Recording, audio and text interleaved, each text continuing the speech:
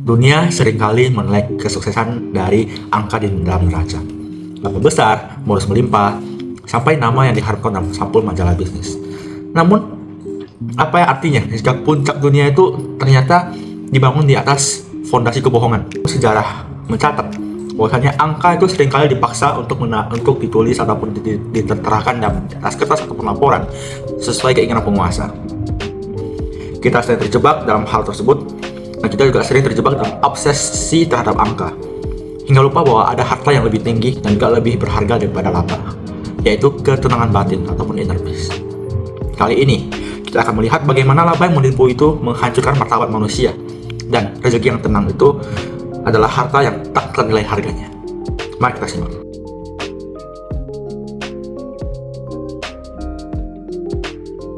Hinleong Trading adalah salah satu perusahaan pedagang minyak ataupun oil trader independen terbesar di Asia, khususnya di Asia Tenggara. Bisnis utamanya adalah menyimpan, membeli, dan menjual komoditas minyak bumi, serta menyediakan jasa ban kering atau pengisian bahan bakar di pelabuhan Singapura. Sebagai pedagang komoditas, risiko utama mereka adalah fluktuasi harga minyak. Saat harga minyak jatuh, Hinleong mengalami kerugian perdagangan berjangka ataupun futures trading yang masif, di mana hal ini terjadi pada April tahun 2020.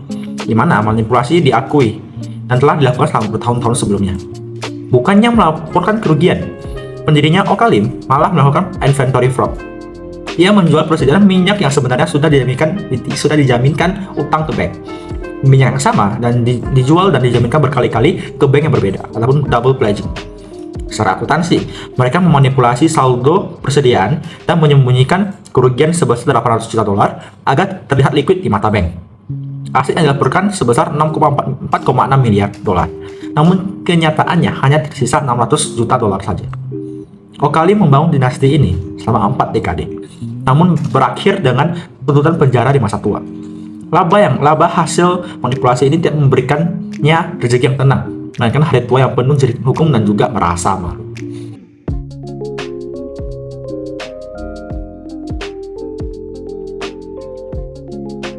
NFC Health yang berasal dari Uni Emirat Arab.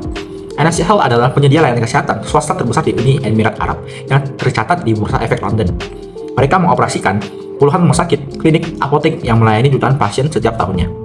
Di balik sisi kemanusiaan medis, manajemen NMC melakukan manipulasi keuangan yang sangat licik, yaitu shadow debt ataupun utang bayangan. Hal ini menjadi pecah, dan skandal ini pecah pada periode Desember 2019 sampai awal 2020 setelah laporan dari firma riset Moody Waters. Mereka memiliki utang tersembunyi sebesar $4 miliar yang tidak dilaporkan dalam neraca perusahaan. Total utang membengkak dari yang dilaporkan sebesar $2,1 miliar menjadi $6,6 miliar setelah diaudit ulang.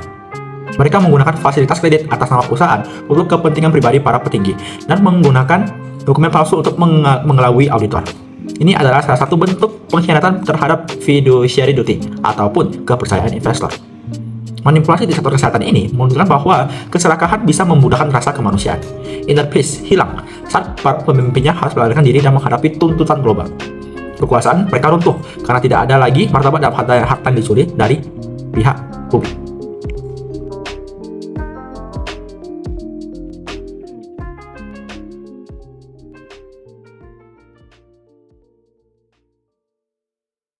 Hanson International adalah perusahaan pengembang properti dan real estate di Indonesia. Mereka mengelola proyek perumahan skala besar dengan konsep kota mandiri, di mana tanah mentah dikembangkan menjadi kafling siap bangun bagi masyarakat. Masalah muncul pada saat revenue recognition ataupun pengakuan pendapatan yang terdeteksi oleh OJK ataupun Otoritas Jasa Keuangan pada tahun 2019 ketika terkait laporan keuangan tahun buku 2016. Perusahaan mengakui pendapatan dari penjualan kafling siap bangun ataupun kasiba sebesar $732 miliar secara akurat penuh. Padahal, menurut aturan akuntansi real estate, pendapatan tersebut belum boleh diakui karena syarat-syarat penyerahan aset belum terpenuhi. Akibatnya, laba perusahaan terlihat melonjak drastis secara fiktif yang memicu kenaikan harga saham di bursa. Ini adalah bentuk window dressing untuk memberikan citra sukses palsu kepada para investor. Kasus Hinleong Trading, NMC Health, dan juga Hanson International mengajarkan bahwa manipulasi mungkin memberikan kita jalan pintas untuk sementara dalam menuju kekayaan, tetapi ia menghilangkan perlindungan Tuhan atas batin kita. sebagai mahasiswa akuntansi, kita harus paham, Tuhan sebagai pelindung bukan berarti kita kebal dari audit atau rugi. Pelindung di sini berarti Tuhan menjaga hati kita agar tidak haus pada laba yang kotor.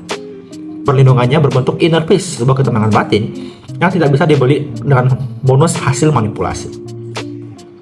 Bayangkan perbedaan antara seorang akuntan yang gajinya cukup tapi tidurnya nyenyak karena semua jurnalnya jujur, dibandingkan seorang eksekutif miliarder yang setiap kali mendengar berita audit, jantungnya berdegup kencang karena takut kebohongan tercium. Rezeki itu bukan soal jumlah angka, tapi soal rasa aman dan martabat. Tidak memiliki hutang moral kepada publik adalah kekayaan tertinggi. Saat kita jujur, kita menjaga martabat keluarga dan martabat profesi kita di hadapan Tuhan dan manusia. Mari kita ubah persepsi. Laba adalah target bisnis, tapi integritas adalah harga mati. Karena laba yang menipu akan membawa kehancuran, namun rezeki yang tenang akan membawa keberkahan. Karena pada akhirnya, laba yang menipu akan habis, namun rezeki yang tenang yang diberkati oleh kejujuran akan abadi, membawa martabat bagi diri kita dan keluarga kita.